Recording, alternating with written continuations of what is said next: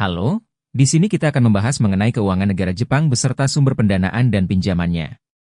Kalian tahu nggak, kalau negara Jepang itu punya utang sampai 136.000 triliun rupiah. Gede banget kan? Hutangnya itu hampir 20 kali lipat utang negara Indonesia loh. Tapi kok kayaknya Jepang baik-baik aja ya? Meskipun punya utang gede, ternyata ada alasannya nih. Hutang Jepang yang numpuk ini bukan minjam dari negara lain tapi ke penduduknya sendiri. Di akhir tahun 2021 Jepekin bahwa 91,6% surat utang Jepang dipegang sama warga negaranya sendiri. Juga keluar negerinya tuh cuma 8,4% doang karena rakyat Jepang rela menyimpan surat utang negara dengan suku bunga rendah. Tingkat inflasi di Jepang juga ikutan rendah. Makanya kondisi ekonomi di sana baik-baik aja deh. Kemudian utang Jepang ini balik lagi ke rakyatnya terutama buat jaminan sosial dan hari tua penduduk Jepang yang mulai menua. Hebat banget ya manajemen keuangan Jepang. Selanjutnya adalah sumber dana yang dihasilkan oleh Jepang. 1. Anggaran pemerintah. Anggaran pemerintah Jepang adalah rencana keuangan tahunan yang mencakup semua pendapatan dan pengeluaran pemerintah. Untuk tahun fiskal 2022-23, anggaran mencapai 107,6 triliun yen, sekitar 940 miliar dolar Amerika, menjadikannya salah satu yang terbesar dalam sejarah negara tersebut.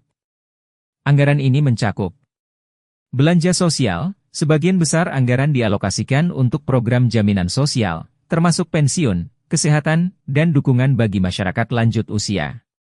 Belanja militer. Dalam beberapa tahun terakhir, Jepang telah meningkatkan belanja pertahanan sebagai respons terhadap ketegangan regional.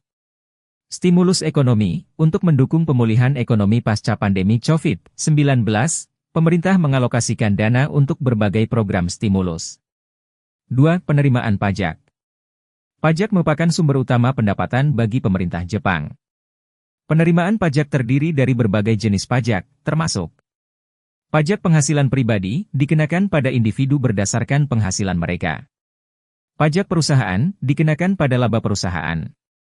Pajak penjualan, consumption tax dikenakan pada barang dan jasa yang dijual di Jepang. Target penerimaan pajak untuk tahun fiskal mendatang ditetapkan sebesar 65,2 triliun yen. Peningkatan penerimaan pajak ini diharapkan dapat membantu mengurangi defisit anggaran dan ketergantungan pada utang. 3. Obligasi pemerintah. Jepang menerbitkan obligasi pemerintah untuk membiayai defisit anggaran dan proyek infrastruktur. Jenis obligasi ini termasuk JGB, Japanese Government Bonds, obligasi yang diterbitkan oleh pemerintah untuk mendapatkan dana dari pasar. JGB memiliki berbagai jangka waktu, mulai dari jangka pendek hingga jangka panjang. Obligasi berbasis proyek, diterbitkan untuk membiayai proyek-proyek tertentu seperti pembangunan infrastruktur. Penerbitan obligasi ini telah meningkat secara signifikan dalam beberapa dekade terakhir, dengan utang publik Jepang mencapai lebih dari 250% dari PDB. 4. Bantuan luar negeri, ODA. Official Development Assistance, ODA, adalah bantuan yang diberikan oleh Jepang kepada negara-negara berkembang untuk mendukung pembangunan sosial dan ekonomi. ODA mencakup pinjaman yen, pinjaman dengan suku bunga rendah yang diberikan kepada negara-negara penerima untuk proyek-proyek pembangunan. Bantuan hibah, bantuan tanpa kewajiban pengembalian yang digunakan untuk proyek-proyek kemanusiaan atau darurat.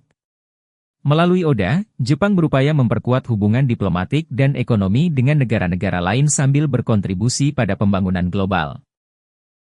Selanjutnya pembahasan mengenai pinjaman dari Balance of Payments, BOP, negara Jepang. 1. Pinjaman yen. Pinjaman yen adalah bentuk bantuan keuangan yang diberikan oleh Jepang kepada negara-negara berkembang dalam bentuk pinjaman dalam mata uang yen. Ini sering digunakan untuk membangun infrastruktur seperti jalan, jembatan, dan fasilitas publik. Meningkatkan kapasitas produksi dan pertumbuhan ekonomi di negara penerima. Pinjaman ini biasanya disertai dengan syarat yang lebih lunak dibandingkan dengan pinjaman komersial internasional. 2. Samurai Bonds. Samurai Bonds adalah obligasi yang diterbitkan oleh entitas asing dalam mata uang yen Jepang di pasar obligasi Jepang. Ini bertujuan untuk menarik investor asing dan meningkatkan likuiditas pasar obligasi domestik.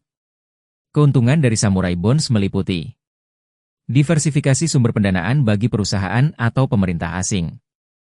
Akses ke basis investor yang lebih luas di Jepang. 3. Investasi asing.